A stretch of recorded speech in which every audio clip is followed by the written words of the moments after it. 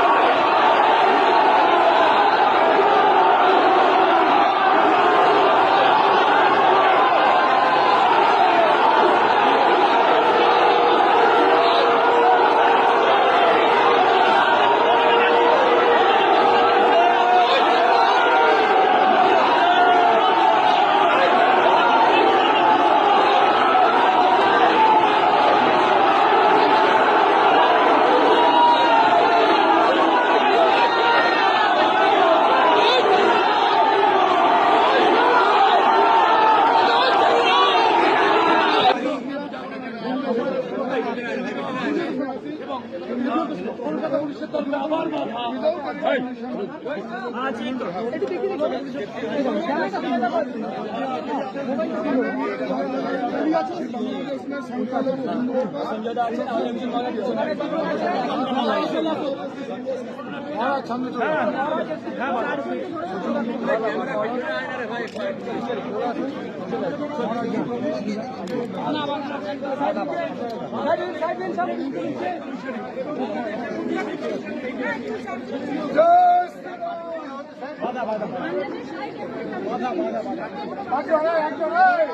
বাংলাদেশ সরকারের কাছে তার পাশাপাশি ভারত সরকারের কাছে এটাই আমরা আশা করছি যে তারা আরো সুদৃঢ় পদক্ষেপ নেবে।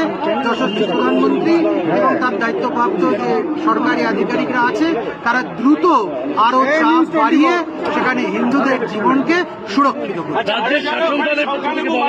তাদের নিরাপত্তার ব্যবস্থার ব্যাপারে কিছু কথা হলো? আমরা মানবতার পক্ষে বলছি, শুধু মানুষ, শুধু হিন্দু নয়, মানুষ সবাই। সেখানে যেসব মুসলমানরা মারা যাচ্ছে আমরা তাদের জন্যও বলছি। সেখানকার ঈসাই, মুসলমান, জৈন, খ্রিস্টান যারা যারা আছে তাদের সকলের মানুষ যেন না মরে। মানুষের জীবন অমূল্য, সেই অমূল্য জীবনকে রক্ষা করতে হবে। কোন সরকার তার খামখেয়ালির বশে মানুষকে নিয়ে খেলা করতে পারে। রাজ্যের শাসক দলের পক্ষ থেকে তাদের মুখপাত্র বলছেন এই মিছিলের সামনে কয়েকজন সন্ন্যাসী ছিল, এটা রাজনৈতিকভাবে বিজেপির ফায়দা তোলার কৌশল এবং সেই কারণেই বিজেপিকে ফায়দা দিতে আজকের যে মিছিল সন্ন্যাসীরা করতে গিয়েছিলেন তাই বিশৃঙ্খলা। না হলে জুতো মারো তালে তালে সন্ন্যাসীদের মিছিলে তো হতে পারে না, বলছেন শাসক দলের মুখপাত্র কুণাল ঘোষ। আমরা মানবতার পক্ষে কথা বলতে এসেছি। মানুষ যখন ধৈর্যের সীমার বাইরে চলে যায় তখন কিন্তু তাকে আর কন্ট্রোল করা যায় না।